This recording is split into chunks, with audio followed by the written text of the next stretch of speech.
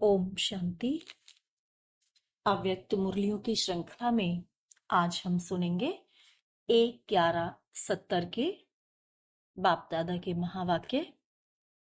बाप समान बनने की युक्तियां। आज हिम्मते बच्चे मददे बाप का प्रत्यक्ष सबूत देख रहे हैं। जो गायन है उसका साकार रूप देख रहे हैं। एक कदम बच्चे आगे आते हैं तो 1000 गुना बाप भी कितना दूर से सम्मुख आते हैं। आप कितना माइल से आए हो, बाप दादा कितना दूर से आए हैं। तो ज्यादा स्नेही कौन, बच्चे या बाप? इसमें भी बाप बच्चों को आगे बढ़ाते हैं। अभी भी इस पुरानी दुनिया में बाप से ज्यादा आकर्षण करने वाली वस्तु क्या है? जब मालूम पड़ गया कि यह पुरानी दुनिया है, सर्व संबंध, सर्व संपत्ति, सर्व पदार्थ अल्पकाल और दिखावा मात्र है, फिर भी धोखा क्यों खाते हो, लिप्त क्यों होते हो? अपने गुप्त स्वरूप और बाप के गुप्त स्वरूप को प्रत्यक्ष करो, तब बाप के गुप्त कर्तव्य को प्रत्यक्ष कर सकेंगे। आपका शक्ति स्वरूप प्रख्यात हो जाएगा। अभी गुप्त है। सिर्फ एक शब्द याद रखो तो अपने गुप्त रूप को प्रैक्टिकल में ला सकते हो। वह कौन सा शब्द है? सिर्फ अंतर शब्द।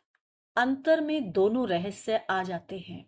अंतर कंट्रास्ट को भी कहा जाता है और अंतर अंदर को भी कहा जाता है। जैसे कहते हैं अंतर्मुख या अंतर्यामी, तो अंतर शब्द से 2 अर्थ सिद्ध हो जाते हैं। अंतर शब्द याद आने से एक तो हर एक बात का कंट्रास्ट करेंगे कि यह श्रेष्ठ है व नहीं। दूसरा, अंतर की स्थिति में रहने से व अंतर स्वरूप में स्थित होने से आपका गुप्त स्वरूप प्रत्यक्ष हो जाएगा। एक शब्द को याद रखने से जीवन बदल सकते हो। अभी जैसे समय की रफ्तार चल रही है, उसी प्रमाण अभी यह पांव पृथ्वी पर नहीं रहने चाहिए। कौन सा पांव? जिससे याद की यात्रा करते हो। कहावत है ना कि फरिश्तों के पांव पृथ्वी पर नहीं होते। तो अभी यह बुद्धि पृथ्वी अर्थात प्रकृति के आकर्षण से परे हो जाएगी। फिर कोई भी चीज नीचे नहीं ला सकती है। फिर प्रकृति को अधीन करने वाले हो जाएंगे, ना कि प्रकृति के अधीन होने वाले। जैसे साइंस वाले आज प्रयत्न कर रहे हैं पृथ्वी से परे जाने के लिए, वैसे ही साइलेंस की शक्ति से इस प्रकृति के आकर्षण से परे जब चाहे तब आधार ले, ना कि प्रकृति जब चाहे तब अधीन कर दे। तो ऐसी स्थिति कहां तक बनी है? अभी तो बाप दादा साथ चलने के लिए सूक्ष्म वतन में अपना कर्तव्य कर रहे हैं, लेकिन यह भी कब तक? जाना तो अपने ही घर में है ना।